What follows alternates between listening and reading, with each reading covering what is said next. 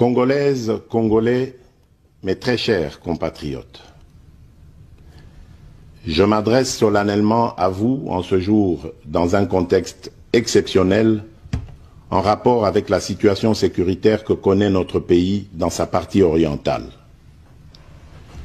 Ce contexte d'agression et d'occupation des territoires dans le Nord Kivu est perpétré par le groupe terroriste dit du M23 avec l'appui avéré en hommes et en logistique du Rwanda. Au moment où je fais cette adresse, nos agresseurs occupent certaines localités dans le territoire de Rutshuru, occasionnant ainsi un drame humanitaire avec plus de 200 000 compatriotes forcés de fuir les affres terroristes dans les zones de combat. Ils se retrouvent en dehors de chez eux, sans logis, sans nourriture et sans soins. Des instructions précises ont été données au gouvernement pour leur rassemblement et leur prise en charge. Au-delà de ces efforts, j'en appelle à un élan général de solidarité pour alléger leur fardeau. Certes, cette situation n'est pas nouvelle. En effet, depuis plusieurs décennies, des groupes armés nationaux et étrangers écument l'est de notre pays en y commettant des atrocités innombrables sur fond d'exploitation illégale de nos ressources naturelles. C'est ainsi qu'à l'occasion de mon avènement, j'avais été amené à prendre l'engagement devant la nation de rétablir au cours de mon mandat la paix et la sécurité là où elles sont compromises et de les consolider là où elles existent. Sitôt dit, sitôt fait, j'ai sans délai et de bonne foi commencé à développer, notamment avec tous nos 9 pays voisins, une diplomatie de proximité en vue d'établir avec eux des relations de coopération franches, transparentes et de caractère gagnant-gagnant. Avec l'Ouganda, par exemple, nous sommes allés jusqu'à décider de mutualiser nos forces armées afin de combattre ensemble la nébuleuse des ADF, une milice d'origine ougandaise qui cependant n'opère que dans le Nord Kivu. Et aussi, nous avons lancé 2 projets de construction de routes transnationales. Avec le Rwanda, un mémorandum d'entente a été signé dans le commerce de l'or avec une entreprise nationale. Une ligne aérienne a été ouverte à la compagnie nationale rwandaise dans notre pays et un accord de non-double taxation a été signé. Malgré cela, ce pays va nous surprendre en réactivant les terroristes du M23. Alors qu'il avait été défait par les armes en 2013, le M23 va refaire surface en prenant notre armée à court, notamment à Bunagana, cité qu'il occupe depuis le 13 juin 2022. En effet, sous la fallacieuse accusation de soutien des FARDC au FDLR, le Rwanda a en réalité des velléités expansionnistes, avec comme intérêt principal l'appropriation de nos minerais, et pour ce faire, il s'active à déstabiliser l'Est du Congo pour créer une zone de non-droit en vue d'assouvir ses appétits criminels. Pour faire face à cette situation, 2 options s'offraient à nous, la diplomatie ou la guerre. J'ai résolu de privilégier la première option, quitte à en venir à la seconde, faute de résultats. L'option diplomatique a donc été mise en œuvre. C'est ici l'occasion pour nous de rappeler que notre attachement à la recherche de la paix par des voies pacifiques n'est aucunement un signe de faiblesse, moins encore un aveu d'une incapacité de notre pays à s'inscrire dans une logique de guerre totale contre tous ceux qui continuent à abuser de notre patience, mais plutôt une expression de notre culture de paix et de notre identité légendaire de peuple hospitalier.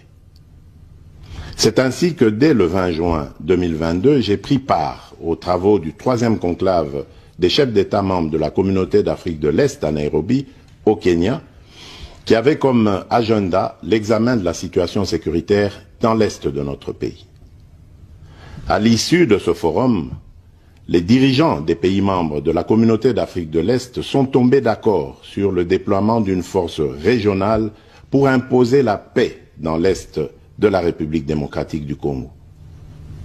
Le sommet a appelé à une cessation immédiate de toutes les hostilités à l'Est de notre pays et a demandé à tous les groupes armés, tant étrangers que locaux, à déposer les armes immédiatement et sans condition et à s'engager dans le processus politique. Le 6 juillet 2022, j'ai accepté de rencontrer à nouveau le président du Rwanda, cette fois à Luanda, sous l'égide du président João Lourenço, sous couvert de la Conférence internationale des régions des Grands Lacs africains, la CIRGL.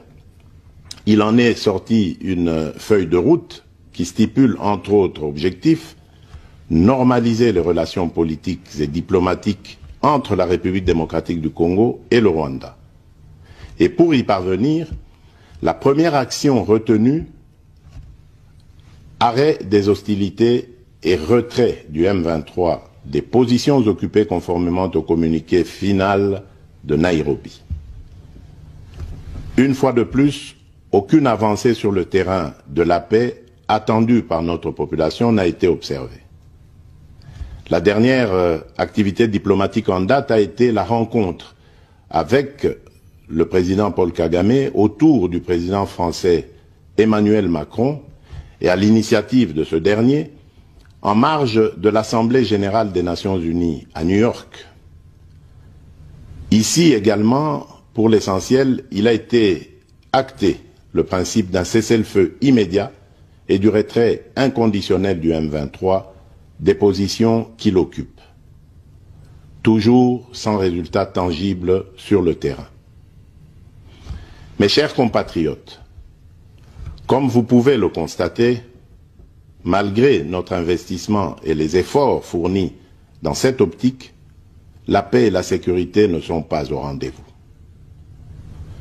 Garant de l'indépendance, de l'unité nationale et de l'intégrité territoriale, je réitère mon engagement constitutionnel de défendre la patrie jusqu'au sacrifice suprême. Mes très chers compatriotes, ne doutons jamais qu'ensemble réfléchis et engagés, nous puissions changer le monde. À vous, nos vaillants soldats, vous qui avez pris l'engagement de servir sous le drapeau, je vous invite ici au sens élevé du patriotisme en ce temps particulièrement exceptionnel de notre histoire, de défendre notre pays, de protéger l'intégrité de son territoire et d'assurer la sécurité des Congolaises et des Congolais contre toute agression ou attaque d'où qu'elle vienne. À vous, mes très chers compatriotes, la guerre qui nous est imposée par nos voisins exige de chacun de nous des sacrifices. C'est le moment de taire nos divergences politiques pour défendre tous rassemblés notre mère patrie. Notre histoire et notre marche commune ont sans cesse démontré que, loin de s'effondrer, notre nation et son peuple ont toujours relevé ce genre de défis et nous en sommes toujours sortis victorieux. Restons tous unis et solidaires derrière nos forces de défense et de sécurité. La situation actuelle, loin de nous affecter, n'est qu'une épreuve de plus que nous allons surmonter pour raffermir davantage notre unité. Au-delà de tout clivage politique, idéologique, religieux et tribal, la défense de la mère patrie est le seul objectif qui doit nous unir en ce moment. Le pays nous appelle. La nation a besoin de l'engagement de toutes ses filles et de tous ses fils. Je vous appelle à ne pas céder